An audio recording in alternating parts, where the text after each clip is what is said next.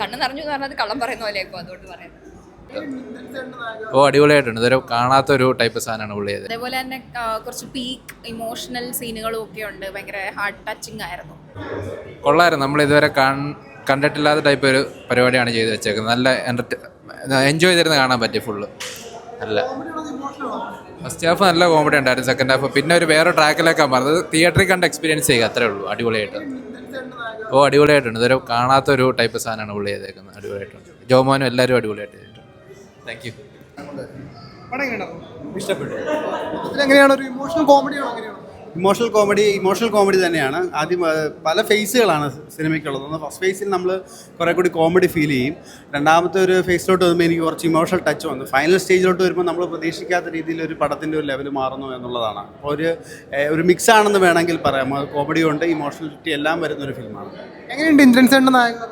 അടിപൊളിയായിട്ടുണ്ട്. ഇന്ദ്രൻസേട്ടൻ്റെ എനിക്ക് തോന്നുന്നു കുറേ നാളുകൾക്ക് ശേഷമാണ് ഇന്ദ്രൻസേട്ടന് ഒരു ആസ് എ നായകൻ എന്ന രീതിയിൽ അദ്ദേഹത്തിൻ്റെ ഒരു ഫിലിം കാണുന്നപ്പോൾ സ്വാഭാവികമായിട്ടും നന്നായിട്ടുണ്ട് എന്ന് തന്നെയാണ് അഭിപ്രായം. Thank you. എങ്ങനെയുണ്ടായിരുന്നു പടം? കൊള്ളാം, അടിപൊളിയായിരുന്നു. ഭയങ്കര ചിരിക്കാൻ കുറേ ഉണ്ട്. അതേപോലെ തന്നെ കുറച്ച് പീക്ക് ഇമോഷണൽ സീനുകളും ഒക്കെ ഉണ്ട്. ഭയങ്കര ഹാർട്ട് ടച്ചിങ് ആയിരുന്നു. ഇന്ദ്രൻസേട്ടൻ്റെ നായകൻ? അയ്യോ, ഭയങ്കര അടിപൊളിയാണ്.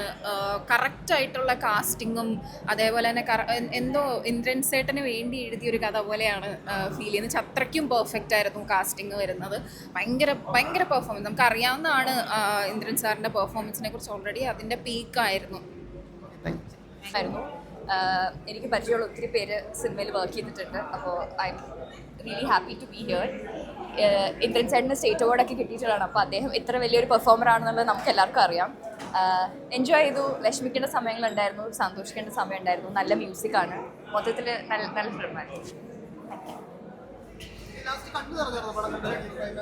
അങ്ങനെ കണ്ണ് നിറഞ്ഞില്ല, പക്ഷേ ഇൻ ബിറ്റ്വീൻ നമുക്ക് ഇമോഷണലി ടച്ച് ചെയ്യുന്ന സമയങ്ങളുണ്ടായിട്ടുണ്ട്. കണ്ണ് നിറഞ്ഞു എന്ന് പറഞ്ഞാൽ കള്ളം പറയുന്ന പോലെയാക്കും, അതുകൊണ്ട് പറയുന്നത്.